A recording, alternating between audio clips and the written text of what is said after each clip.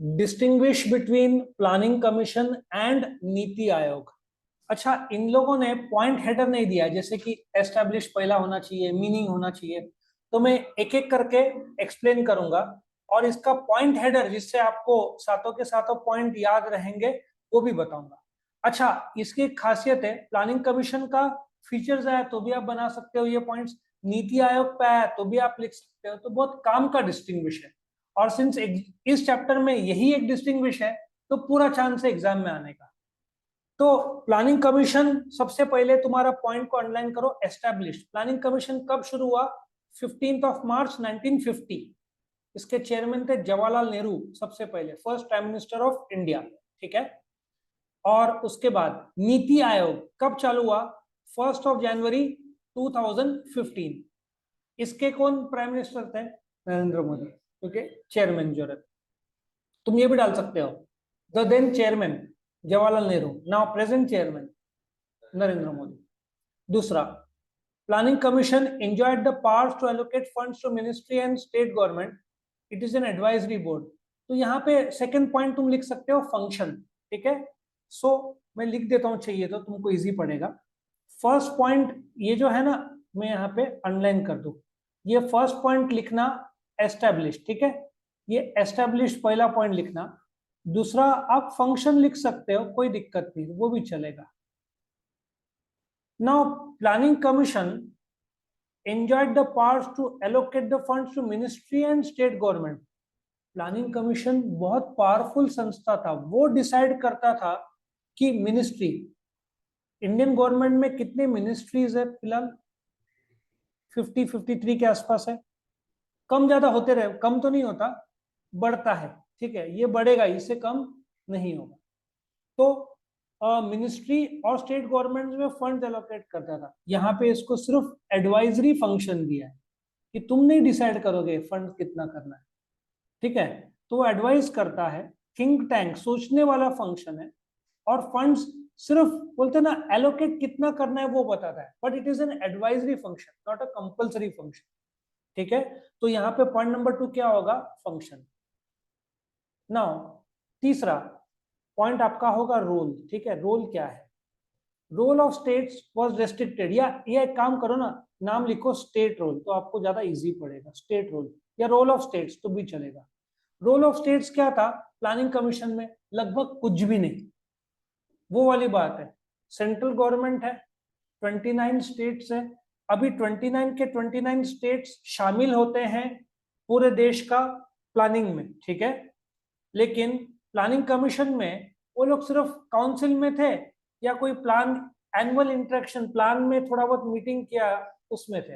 अभी तो बाकायदा स्टेट का इन्वॉल्वमेंट होता है इन द प्लानिंग। तो स्टेट गवर्नमेंट का सिग्निफिकेंट रोल ऐसा बोल सकते, या तो शॉर्ट में लिखना है तो during planning commission the role of states was limited. यहाँ पे the role of states is significant. आया समझ में? ये सिंपल सी भाषा में लिख सकते हो। नाउ प्लानिंग कमीशन में कोई सीईओ नहीं था। ठीक है, तुम क्या बोल सकते हो? अपॉइंटमेंट, इसका पॉइंट नंबर 4 रहेगा, अपॉइंटमेंट। ये एक शब्द से क्या होता है बेटा, तुमको लर्निंग इजी होता है। और एग्जाम में वंस तुम लोग ये पॉइंट लिखते हैं तो जो चेकर है वो अंदर का पढ़ेगा भी, इसलिए बहुत जरूरी है पॉइंट्स।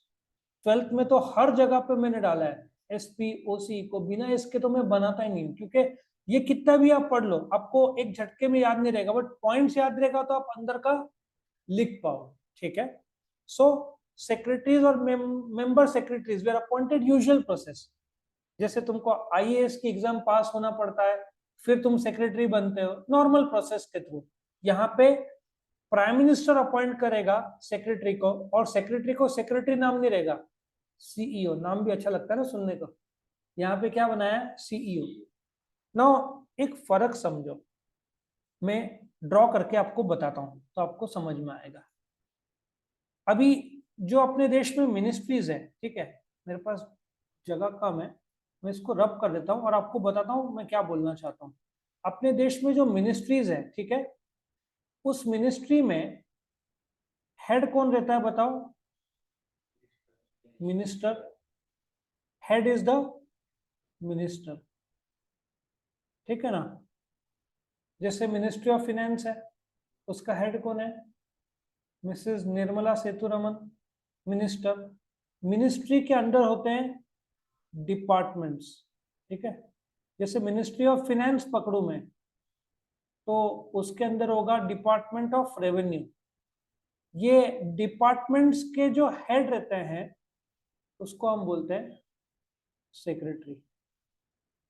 ये सब आईएएस पास होने चाहिए, प्रोसेस है, ऐसे आप लोग नहीं आ सकते डायरेक्टली। तो इधर यूजुअल प्रोसेस, आप आईएएस के एग्जाम दो। यहाँ पे नीति आयोग के हेड जो है उसको सीईओ बोला है, और वो सेक्रेटरी है जिसका अपॉइंटमेंट प्राइम मिनिस्टर डिसाइड कर कौन सही है, कौन लायक है, ठीक है। प्लानिंग कमीशन में कोई पार्ट टाइम मेंबर्स नहीं थे, और पार्ट टाइम मेंबर्स होने चाहिए।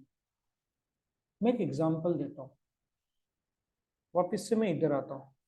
जो इंडिया का जीएसटी का जो सिस्टम है, ठीक है, गुड्स एंड सर्विस टैक्स, ये सेंट्रल गवर्नमेंट बनाता है, लेकिन भारत में कितने कंपनीज है? करीबन 12 लाख। दूसरे छोटे मोटे पार्टनरशिप या सोल ट्रेडर के फैक्ट्रीज तो हजारों लाखों में होंगे। अभी एक बात बताओ, एज स्टूडेंट, आप लोग स्टूडेंट हो, मैंने बोला नहीं लेक्चर दिन भर रहेगा, ब्रेक सिर्फ आधा घंटा का। आप पहले बोलोगे दोपहर को नींद आती, 1 घंटे का ब्रेक जरूरी है, या मिनी ब्रेक्स बीच में होने चाहिए। Do you agree?